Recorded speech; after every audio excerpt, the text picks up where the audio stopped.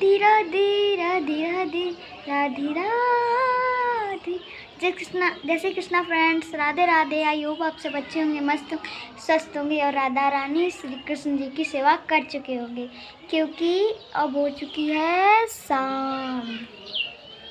तो मैं बता रही हूँ, मैं आई हूँ शाम के 5 बजे अपने घर के आगे ब्लॉग बनाने। तो मैं आज आपको इस वीडियो में बताऊंगी कि काली माता का सबसे प्रिय भोग कौन सा है। इससे पहले आप लोग मेरे चैनल को सब्सक्राइब करें, बेल आइकन को प्रेस करें और लाइक करें और मेरे चैनल को टाइम दें। तो अगर आप मेरे चैनल को टाइम देंगे तो हम भी आपके चैनल को टाइम देंगे और सब्सक्राइब करें। कमेंट करके बताना आपका चैनल कौन सा है और आप कहाँ से हो। तो फ्रेंड्स, मेरी जो कैमरा की वो लाइव है ना, वो ख़राब हो चुकी है। मैं बता रही हूँ, आप लोग प्रिंट कर दूँ। तो मैं बताऊंगी कि काली माता शनिवार को ही बोल लेते हैं। काली माता का जो दिन होता है वो होता है शनिवार, और काली माता की शनिवार को ही आरती करनी, मतलब ढंग से आरती करनी चाहिए। उनका पूरा पाठ करना चाहिए, उनका काली चालीसा पढ़ना चाहिए।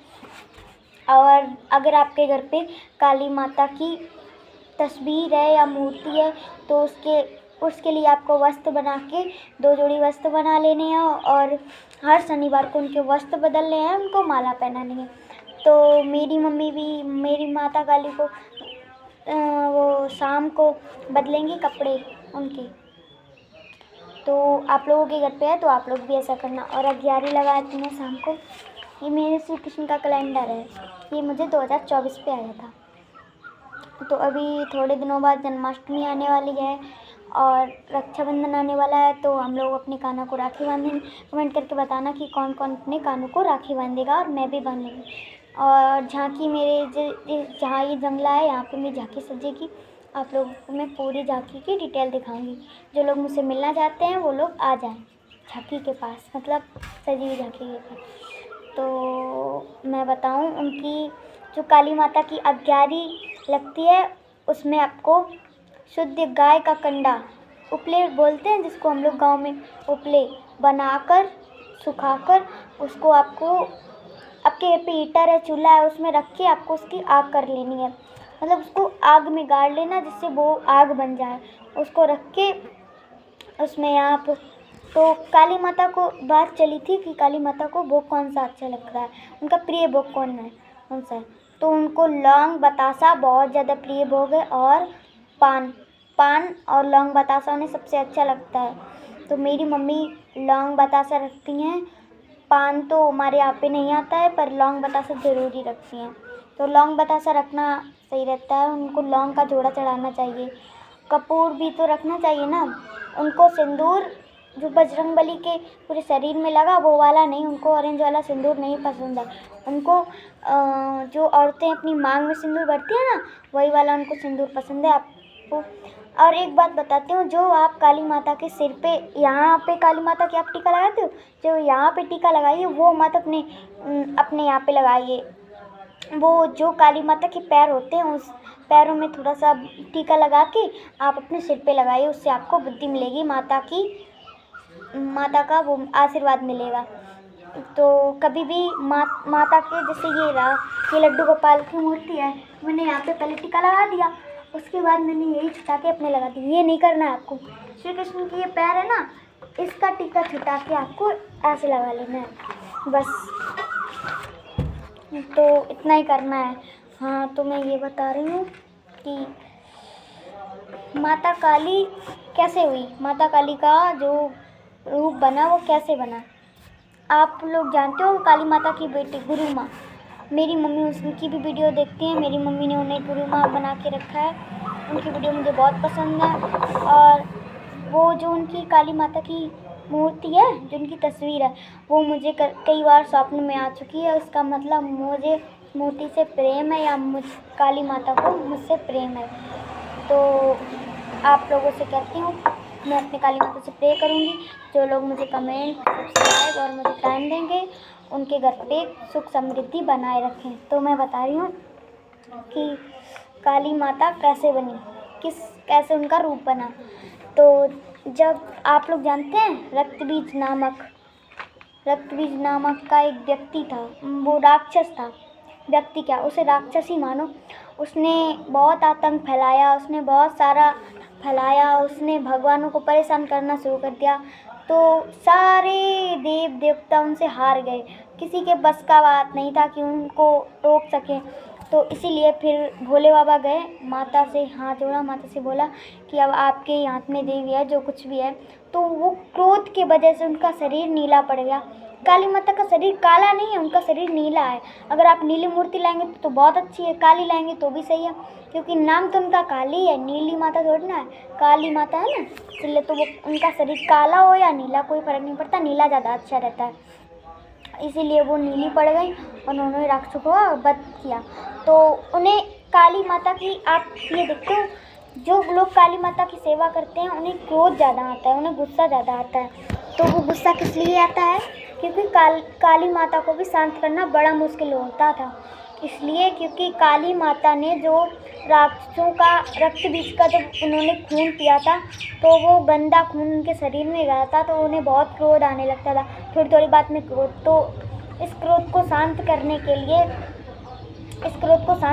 भोले बाबा स्वयं उनके नीचे लेट गए थे। इस वजह से उनका क्रोध शांत हो गया। और काली माता की आपने देखी होगी ऐसे करके जीभ निकलती है, इसलिए निकली थी कि उनसे गलती हो गई थी, उन्होंने अपने स्वामी मतलब अपने परमेश्वर के ऊपर पैर रख दिया था, इसीलिए। तो उस रात काली माता बहुत रोई थी। और आपको एक बात ज़रूर बताऊं, कृष्ण और काली एक ही है। मुझे ये कान्हा है ना, ये भी काली बने थे। तो इनका बीज मंत्र है ओम क्रीम कृष्णाय नमः, ओम क्रीम कृष्णाय नमः। तो आप लोग कृष्ण भगवान का नाम जप सकते हैं, ओम क्रीम कृष्णाय नमः। काली माता का मंत्र है ओम क्रीम कालिकाय नमः। और दुर्गे माता का मंत्र है ओम दुम दुर्गाय नमः। अब भोले बाबा को तो सभी जानते होंगे, ओम नमः शिवाय, सीधा साधा मंत्र है।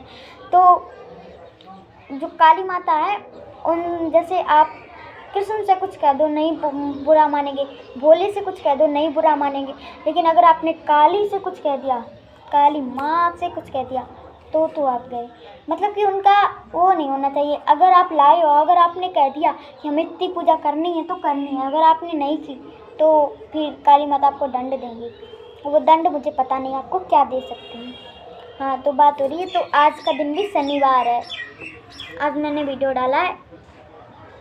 तो अभी मैंने श्री कृष्ण का टीका नहीं लगाया है। तो आप लोग कहते हैं कि आप श्री कृष्ण का, कुछ लोग कहते हैं मुझसे कि आप श्री कृष्ण का ही टीका क्यों लगाते हैं, दुर्गे माता का होता है वो लगा लिया करो। नहीं, हम श्री कृष्ण का टीका इसलिए लगाते हैं क्योंकि दुर्गे माता का कोई टीका ही नहीं होता, उनका तो सिर्फ ये बिंदु होती है ना।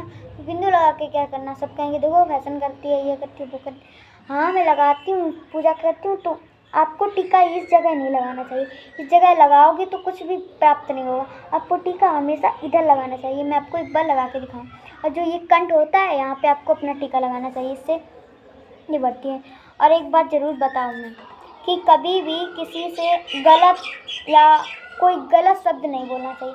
अगर आप गलत बोलेंगे, आपके मुँह से गलत निकलेगा, उसी वक्त आपके जुबान पर, शरीर, आपके कंठ पर अगर सरस्वती माँ बैठी हुई तो आपको तो बहुत पाप पड़ेगा। क्योंकि जिस टाइम 24 घंटे में जिस टाइम सरस्वती आपके यहाँ कंठ में बैठती हैं, उस टाइम जो भी बात बोलोगे वो सच हो जाएगी। तो आप लोगों ने ये ज़रूर देखा होगा कि माँ काली का मुंडों का हार और हाथों का कमरबंद पहनती हैं अपनी, ये तो ज़रूर ही देखा होगा। और वो पायलें भी पूरे पैर की पहनती हैं। तो ये 3 चीज़ें मैं आपको अगले वीडियो में बताऊंगी। तो काली माता की जो देखो, आज जिस लोगों के ऊपर सवारी आती है, उन लोगों के ऊपर स्वयं काली माता नहीं आती हैं, उनकी योगिनी आती हैं। और सबसे पहली बात, जो लोग माता काली को मीट मछली चढ़ाते हैं, माता ये अपने बात ज़रूर ध्यान में रखना कि माता रानी मीट मछली और वो खून नहीं लेती हैं। सब लोग कहते हैं माता काली खून लेती है, पर ये सब बलि लेती है, सब गलत है। अगर माता रानी को ये लोग सौगंध दे के कहते हैं कि माता रानी आपको ये सौगंध है, वो सौगंध है, आप मेरा काम बनाओ, आपको बकरा चढ़ाएंगे, तो माता रानी की योगिनियाँ ये सब खाती हैं। जैसी योगिनी होगी वैसी माता रानी भेजेंगी। अगर आप माता रानी को फल फ्रूट वो मेवा मिश्री चढ़ाओगे तो माता रानी स्वयं खाएंगी। और अगर आपने गंदे पदार्थ चढ़ाए तो माता रानी अपनी योगिनी भेजेंगी। और देखो माता रानी परीक्षा लेती हैं आप लोगों की। जब उनकी सिद्धि हो जाती है तो माता रानी परीक्षा लेती हैं इस बात की कि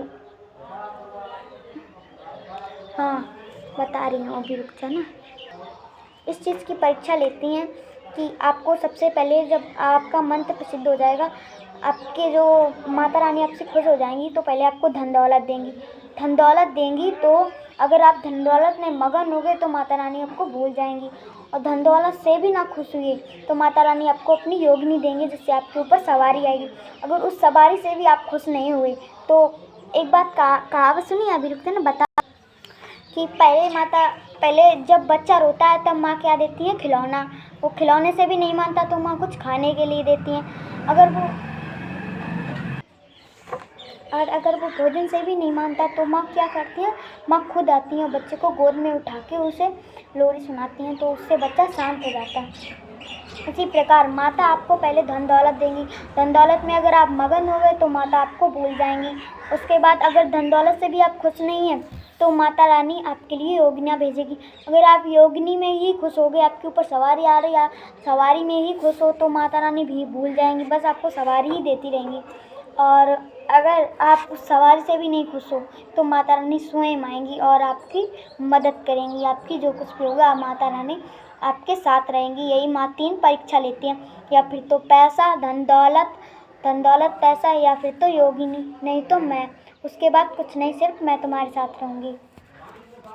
तो कमेंट में बताना जो जो माता रानी की पूजा करते हैं किन किन से माता रानी मिलने आती हैं।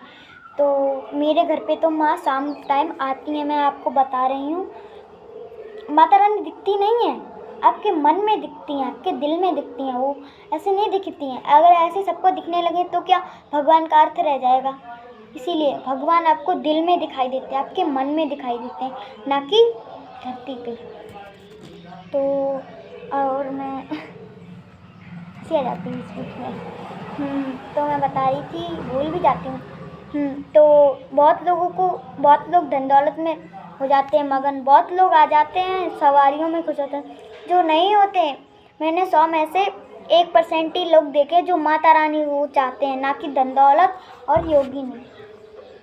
तो योगिनी माता आपको धरती पे भेजती हैं, ना कि अगर माता आपके ऊपर आएंगी तो आप उसे झेल नहीं पाओगी, क्योंकि माता की किरणें इतनी ज़्यादा हैं कि आप उन्हें झेल नहीं पाओगी। माता आ गई तो आपका क्या हाल होगा। बस यही बताना चाहती थी मैं कि क्या हाल होगा आपका। श्री कृष्ण, आपको पता ही होगा, एक बार श्री कृष्ण भी काली बने थे, इसीलिए उनका बीज मंत्र बन गया ओम क्रीम कालिकाय नमः। ओम क्रीम कृष्णाय नमः, इसलिए उनका बीज मंत्र बन गया। तो आज मेरे मोहल्ले में कुछ नहीं, बस ऐसे ही बताना चाहती थी, बट बताऊंगी नहीं। आप लोग पूछेंगे कमेंट में तो ही बताऊंगी। और मैंने देखा है आप लोग बहुत मन से मेरा चैनल देखते हैं, बहुत दिल से देखते हैं। अगर मुझे ज़्यादा भगवान के बारे में नहीं आता फिर भी मैं आपको बताती हूँ, अपने मन से सोच के बताती हूँ, लेकिन बताऊँगी सही, कभी गलत नहीं बताऊँगी। गलत बताऊँगी तो आप लोगों को भी गलत शिक्षा मिलेगी। तो फिर तो मेरा आगे चल के जज बनने का सपना है, माता रानी की सेवा करने का, और जज बनने का सपना है। अगर मेरे यूट्यूब चैनल पे पैसे आए तो मैं सबसे पहले माता रानी के मंदिर की मरम्मत करवाऊंगी, माता रानी को चूना रूना चढ़ाऊंगी, और जिस मंदिर पर मैं जाऊंगी उस मंदिर की आप लोगों को फ़ोटो भेजूंगी और इन्फॉर्मेशन करूंगी, जिससे आप लोग भी जा सकें और अपनी मन्नत पूरी कर सकें। तो अभी मेरे पैसे ऐसे तो आते